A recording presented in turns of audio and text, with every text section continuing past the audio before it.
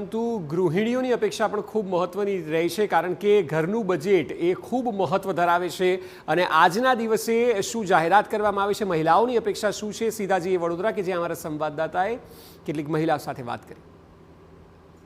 ક્ષણોમાં જે રીતે બજેટ રજૂ કરશે, બજેટમાં મહિલાઓ ગૃહિણીઓને શું ફાયદો થવો જોઈએ અને ગૃહિણીઓની અપેક્ષાઓ શું છે તે જાણવા માટે વડોદરાની મહિલાઓ ભેગી થઈ છે અને તેઓ પાસેથી જ જાણવાનો પ્રયત્ન કરીશું।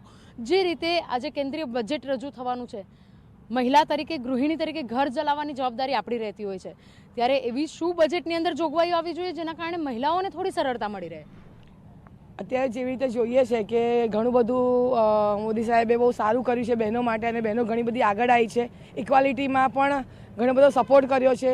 તો સાથે સાથે એક ખાલી બજેટમાં બહેનો માટે જે આપણે કે અનાજ મોંઘવારી થોડીક વધી ગઈ છે, એના લીધે બહેનોનું બજેટ ખોરવાયું છે અને ગૃહિણીને સાથે કનેક્ટ કરીએ ને તો ગેસનો સિલિન્ડર છે, પાઇપલાઇન આપી છે ઘેર ઘેર, ગોબર ગેસ પણ આપ્યા છે, પણ એના સાથે સાથે થોડીક મોંઘવારી વધી છે। તો બહેનોને સુગમતા રહે, બહેનોને લગતી વસ્તુઓ કે કિચનને લગતી વસ્તુઓ એમાં થોડુંક જીએસટી ઓછું લાગે। સાથે સાથે બહેનો, હું પોતે એક NGO રન કરું છું, સ્નેહ ફાઉન્ડેશન, અને એમાં અમે ઘણા બધા બહેનોને કામ આપીએ છીએ। તો કામ આપીએ છીએ તો બહેનોની સાથે અર્નિંગ થાય છે, પણ એ અર્નિંગ એ લોકોને પૂરું નથી પડતું, વધારે કામ કરવું પડે કારણ કે મોંઘવારી થોડીક વધી છે। તો એને ધ્યાનમાં રાખીને આપણા કેન્દ્રીય મંત્રી, ફાઇનાન્સ મિનિસ્ટરને આપણે એવું કહીશું કે થોડીક મોંઘવારી કરે તો એને લઈને બહેનો પણ ખુશ થાય અને ઘરનું બજેટ ખોરવાય નહીં અને જળવાઈ રહે। બાકી અમે ખૂબ જ ખુશ છે અમે એમના કામથી અને અમે જે બહેનોને સપોર્ટ કરીએ છીએ। જે રીતે બજેટ રજૂ થવાનું છે,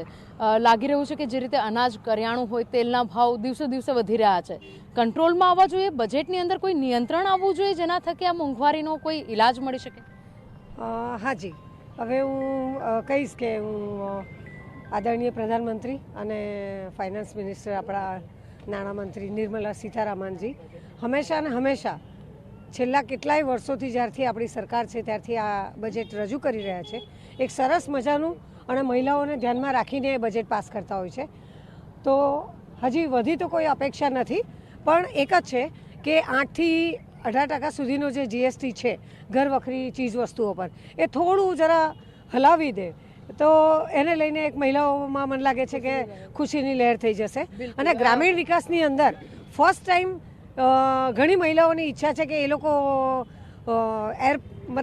ફ્લાઇટની જર્ની કરે, તો એ લોકો માટે ટિકિટમાં થોડું ઓછું કરે તો એ લોકો વધુ ખુશી થશે।